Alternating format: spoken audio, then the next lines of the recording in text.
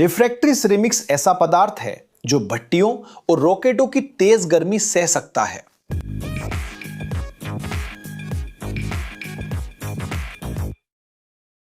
नमस्ते, engineering detail हादा। आज हम अत्यधिक तापमानों की एक दुनिया में उतरेंगे जहां सामान्य सामग्री बस पिघल या वाष्पित हो जाती है। हम रिफ्रैक्टरी सिरेमिक्स की बात कर रहे हैं, जो असली अनसुने हीरो हैं, जिनकी वजह से उद्योग चलता है और अंतरिक्ष अन्वेषण एक हकीकत बन पाता है। क्या आपने कभी सोचा है कि 1500 डिग्री सेल्सियस से भी ज्यादा तापमान पर धातुओं को कैसे पिघलाया जाता है, या एक रॉकेट आग की लपटों में बिखरे बिना वायुमंडल को कैसे पार कर लेता है? इसका जवाब इन अद्भुत सामग्रियों में छुपा है। लेकिन रिफ्रैक्टरी सिरेमिक्स असल में है क्या? कल्पना कीजिए एक ऐसी सामग्री की जो ना सिर्फ उन तापमानों को सहन कर सकती है जिन पर स्टील भी पिघल जाता है, बल्कि उस भयंकर गर्मी में भी अपनी यांत्रिक और संरचनात्मक विशेषताओं को बनाए रखती है। यही तो ये करती है। ये औद्योगिक भट्टियों, रासायनिक रिएक्टरों और यहां तक कि उन थर्मल शील्ड्स की रीढ़ हैं जो हमारे अंतरिक्ष यात्रियों की सुरक्षा करती हैं। इनके बिना हमारी औद्योगिक सभ्यता का बड़ा हिस्सा शायद अस्तित्व में ही नहीं होता। ये विनाशकारी गर्मी और संरचनात्मक अखंडता के बीच अंतिम बाधा है जो यह सुनिश्चित करती हैं कि आवश्यक प्रक्रियाएं सुरक्षित और कुशलता से हो सकें। अब बड़ा सवाल, ये सामग्री ये कारनामा कैसे कर पाती हैं? ऐसा क्या है जो इन्हें इतना खास बनाता है कि ये ऐसी परिस्थितियां झेल सकती हैं जिनमें ज्यादातर अन्य सामग्री बिखर जाती हैं? इसका जवाब उनकी परमाणु संरचना और उन्हें बनाने वाले रासायनिक बंधनों में गहराई से छिपा है। यहीं पर सामग्री इंजीनियरिंग, भौतिकी और रसायन विज्ञान से मिलकर असली थर्मल सुपर हीरो बनाती है। धातुओं के विपरीत, जिनकी विशेषता धात्विक बंधन होते हैं, जहां इलेक्ट्रॉन एक मुक्त बादल में साझा किए जाते हैं, अपवर्तक सिरेमिक्स आयनिक और या सहसंयोजक बंधनों से बनती हैं। उदाहरण के लिए एल्यूमिना, सिलिका या मैग्नीशिया के बारे में सोचिए, जो कई अपवर्तक सिरेमिक्स के मुख्य घटक हैं। इन यौगिकों में परमाणु आपस में मजबूती से जुड़े होते हैं। आयनिक बंधों में, जैसे मैग्नेसाइट में, इलेक्ट्रॉनों का स्थानांतरण होता है, जिससे धनात्मक और ऋणात्मक आयन बनते हैं जो एक दूसरे को मजबूती से आकर्षित करते हैं और एक कठोर तथा व्यवस्थित क्रिस्टलीय संरचना बनाते हैं।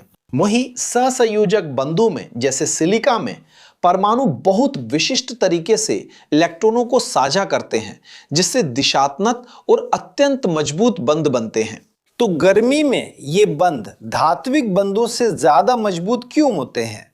आयनिक या सहसंयोजक बंध को तोड़ने के लिए आवश्यक ऊर्जा किसी धातु की इलेक्ट्रॉन बादल को अव्यवस्थित करने के लिए आवश्यक ऊर्जा से कहीं अधिक होती है। एक धातु में तापमान बढ़ने से परमाणु और अधिक तीव्रता से कंपन करने लगते हैं, जिससे बंध कमजोर हो जाते हैं और परमाणु तल एक दूसरे के ऊपर फिसल सकते हैं, जिससे मजबूती कम हो जाती है और अंततः पिघलने की स्थिति आ जाती है।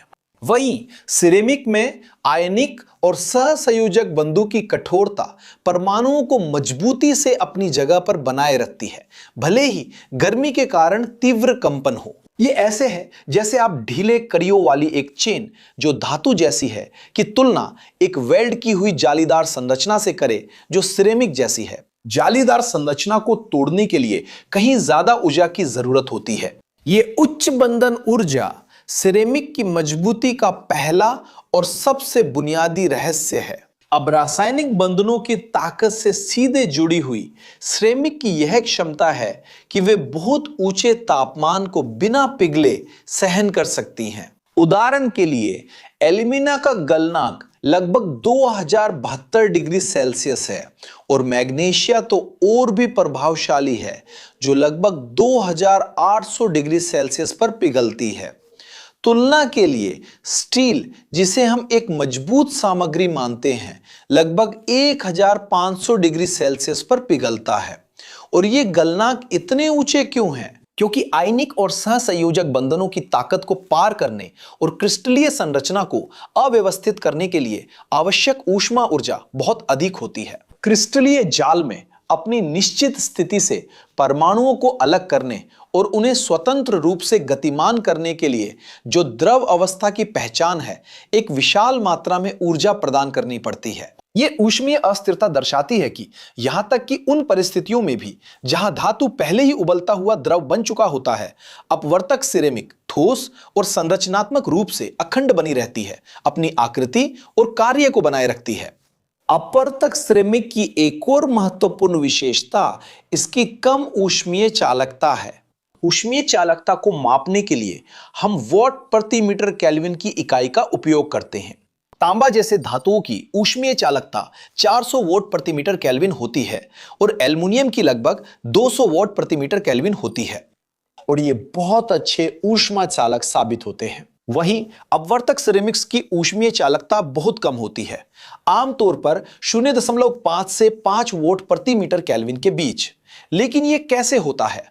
ठोसों में ऊष्मा का संचरण मुख्य रूप से दो तरीकों से होता है: परमाणु जाल की कंपन, जिसे फोनोन कहते हैं, और मुक्त इलेक्ट्रॉनों की गति। धातुओं में मुक्त इलेक्ट्रॉनों की प्रचुरता के कारण ऊष्मा ऊर्जा का संचरण बहुत प्रभावी ढंग से होता है।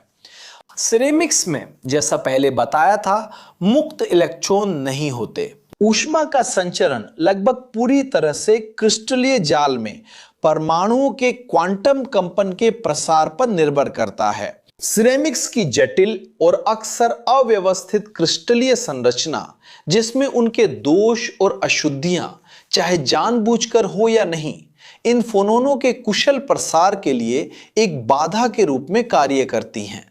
परमाणु कंपन को कई बाधाएं मिलती हैं और वे बिखर जाती हैं, जिससे सामग्री के एक सिरे से दूसरे सिरे तक ऊर्जा का तेजी से संचरण कठिन हो जाता है। ऊष्मा ऊर्जा को बिखेरने की यह क्षमता किसी भट्टी के बाहरी हिस्से या रॉकेट की संरचना को आंतरिक या बाहरी गर्मी से बचाने के लिए अत्यंत महत्वपूर्ण है। एक और बहुत महत्वपूर्ण बिंदु है विस्तार।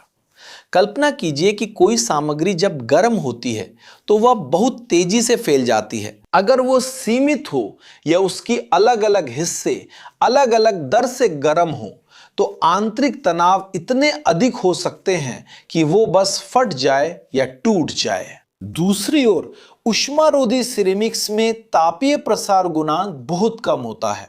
इसका मतलब है कि वे तापमान में बदलाव के साथ बहुत कम फैलती या सिकुड़ती हैं। और ये इतना महत्वपूर्ण क्यों है? उच्च तापमान वाले वातावरण में, जहां गर्म और ठंडे होने के चक्र होते हैं, एक ऐसा पदार्थ जिसकी थर्मल विस्तार क्षमता अधिक होती है, वह लगातार तनाव में रहेगा, जिससे थकान और संरचनात्मक विफलता हो सकती है। ऊष्मारोधी सिरेमिक्स का कम थर्मल विस्तार इन तनावों को कम करता है, जिससे वे अपनी संरचनात्मक अखंडता को बनाए रखती हैं, भले ही उन पर तीव्र तापीय झटके पड़े। ये गुण भट्टियों की दीर्घायु और उन एरोस्पेस घटकों की सुरक्षा के लिए बहुत महत्वपूर्ण है जो अचानक तापमान में बदलाव का सामना करते हैं। एक और महत्वपूर्ण कारक है सिरेमिक्स की छिद्रपूर्ण संरचना, और कुछ अनुप्रयोगों के लिए घनी सिरेमिक्स की कम तापीय चालकता भी पर्याप्त नहीं होती। यहीं पर इंसुलेटिंग रिफ्रैक्टरी सिरेमिक्स काम आती हैं, जिनमें छिद्रपूर्ण संरचना होती है। लेकिन यह कैसे मदद करता है? हवा या कोई भी गैस एक उत्कृष्ट तापीय इंसुलेटर होती है, जिससे उसकी तापीय चालकता अधिकांश ठोसों की तुलना में बहुत कम होती है। जब छिद्रों वाली संरचना बनाई जाती है, चाहे वे आपस में जुड़े हों या अलग अलग, तो हवा उस सामग्री के अंदर फंस जाती है। यह फंसी हुई हवा ऊष्मा के स्थानांतरण के लिए एक अतिरिक्त अवरोध के रूप में कार्य करती है, जिससे सामग्री की कुल तापीय चालकता कम हो जाती है। यह ऐसा है जैसे रोयों से भरी जैकेट पहनना। दरअसल पंख हवा फंसाकर ही गर्मी देते हैं, खुद गर्मी नहीं देते। छिद्रयुक्तता को निर्माण प्रक्रिया के दौरान सावधानी पूर्वक नियंत्रित किया जाता है, ताकि इस इंसुलेटिंग गुण को बेहतर बनाया जा सके, जिससे हल्के और अत्यंत प्रभावी गर्मी रोकने वाले पदार्थ बनाए जा सके। अपवर्तक सिरेमिक के कौन कौन से प्रकार हैं? उनकी संरचना और गुणों के आधार पर अपवर्तक सिरेमिक को कई प्रकारों में वर्गीकृत किया जाता है, जिनमें से प्रत्येक को किसी विशेष उपयोग के लिए अनुकूलित किया गया है। हमारे पास सिलिका सिरेमिक है जो किफायती हैं और कांच बनाने के भट्टियों में उपयोग की जाती हैं, और एल्यूमिना सिरेमिक है जो उत्कृष्ट यांत्रिक और तापीय प्रतिरोध प्रदान करती हैं, और मैग्नीशिया सिरेमिक जो क्षारीय और अत्यधिक उच्च तापमान वाले वातावरण के लिए आदर्श है, जैसे कि सीमेंट के भट्टियों में, और सिलिकॉन कार्बाइड सिरेमिक जो कुछ अनुप्रयोगों के लिए उच्च तापीय झटका प्रतिरोध और अच्छी तापीय चालकता को जोड़ती हैं। इसके अलावा हम इन्हें घने अपवर्तकों में बांट सकते हैं जो संरचनात्मक और संक्षारण प्रतिरोधी होते हैं, और इंसुलेटिंग अपवर्तकों में जो अधिक छिद्रयुक्त होते हैं और गर्मी की हानि को कम करने पर केंद्रित होते हैं। और हम इन अद्भुत सामग्रियों को कहां काम करते हुए देख सकते हैं? लगभग पूरी भारी उद्योग में।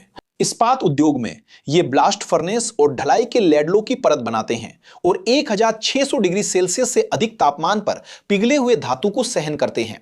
कांच उद्योग में ये पिघलाने वाले टैंकों का निर्माण करते हैं जहां रेत तरल कांच में बदल जाती है। सीमेंट उत्पादन में वे रोटरी भट्टियां जो बहुत अधिक तापमान पर काम करती हैं, उनके संचालन के लिए अग्निरोधी परतों पर निर्भर रहती हैं। और यहीं तक सीमित नहीं है, क्योंकि तेल रिफाइनरी, कचरा जलाने वाले संयंत्र, सिरेमिक भट्टियां और यहां तक कि घर के फायरप्लेस भी किसी न किसी रूप में अग्निरोधी सिरेमिक का उपयोग करती हैं। ईंटों वाले बारबेक्यू ग्रिल या लकड़ी के चूल्हे में अग्निरोधी ईंटें जरूरी हैं ताकि आग के संपर्क में आने पर संरचना में दरारें ना आए। लेकिन अग्निरोधी सिरेमिक केवल धरती तक ही सीमित नहीं है, वे अंतरिक्ष अन्वेषण के लिए बिल्कुल अनिवार्य हैं। क्या आपने सोचा है कि स्पेस शटल या कैप्सूल पृथ्वी के वायुमंडल में प्रवेश करते समय आग का गोला क्यों नहीं बनता? इसका जवाब तापीय ढालों में है जो उन्नत अग्निरोधी सिरेमिक से बने होते हैं। पुनः प्रवेश के दौरान वायुमंडल के साथ घर्षण से तापमान 1650 डिग्री सेल्सियस से भी अधिक हो सकता है। ऐसे पदार्थ जैसे उच्च शुद्धता वाली सिलिका की टाइलें जो एक स्पेस शटल को ढकती हैं, इस अत्यधिक गर्मी को सहन करने के लिए डिजाइन की गई हैं ताकि वे गर्मी को फैलाकर अंतरिक्ष यान की आंतरिक संरचना की सुरक्षा कर सकें। और सबसे महत्वपूर्ण, अंतरिक्ष यात्री रॉकेटों में एग्जॉस्ट नोजल और अन्य महत्वपूर्ण घटक भी अपवर्तक सिरेमिक या सिरेमिक सम्मिश्र पदार्थों से बनाए जाते हैं, यह सुनिश्चित करते हुए कि इंजन बहुत अधिक तापमान पर भी बिना फेल हुए काम कर सके। यह मटेरियल इंजीनियरिंग की चरम सीमा है जो मानवता को ब्रह्मांड का अन्वेषण करने में सक्षम बनाती है। अगर आप यहां तक पहुंच गए हैं और आपको वीडियो पसंद आया है, तो अगर आपने अभी तक सब्सक्राइब नहीं किया है तो सब्सक्राइब कर लें, लाइक करें और नोटिफिकेशन की घंटी को भी एक्टिवेट कर दें। अगर आपको हमारा कंटेंट पसंद आए तो सदस्य बने ताकि आप हमें कंटेंट बनाने में मदद कर सकें और हमारे वीडियो में आपका जिक्र हो। अगर आप यहां तक आए हैं तो मैं आपको हमारे सुझाए कोर्सेज देखने का निमंत्रण देता हूं। अपने मोबाइल से इस क्यूआर कोड को स्कैन करें या डिस्क्रिप्शन के लिंक पर क्लिक करें। उसमें आपको एक्सेल, 3D मॉडलिंग, ऑटोकैड, वक्तृत्व कला और कई अन्य कोर्सेज मिलेंगे। ये कोर्सेज हमारे चैनल द्वारा चुने गए हैं और हम इनकी गुणवत्ता की गारंटी दे सकते हैं। अगर आप ऑनलाइन उपस्थिति और सोशल मीडिया के लिए वीडियो रिकॉर्डिंग शुरू करना चाहते हैं तो इस क्यूआर कोड में हमने उन उपकरणों का चयन किया है जो हम अपने स्टूडियो में इस्तेमाल करते हैं। और क्या आपने कभी इन सामग्रियों के महत्व के बारे में सोचा है? क्या आप अपवर्तक सिरेमिकों का कोई और दिलचस्प उपयोग जानते हैं? नीचे अपनी टिप्पणी लिखें, अपने विचार साझा करें और चलिए इस बातचीत को आगे बढ़ाते हैं। यहां आपके लिए 2 दिलचस्प वीडियो हैं जिन्हें देखकर आप अपना ज्ञान बढ़ा सकते हैं और जिज्ञासा बढ़ा सकते हैं। अगर आप हमारा समर्थन करना चाहते हैं तो लाइक करें, सब्सक्राइब करें, बेल दबाएं और सदस्यता पर विचार करें। बस इतना ही इंजीनियरिंग प्रेमियों। आप सबको एक बड़ी सी झप्पी। अगले वीडियो में मिलते हैं।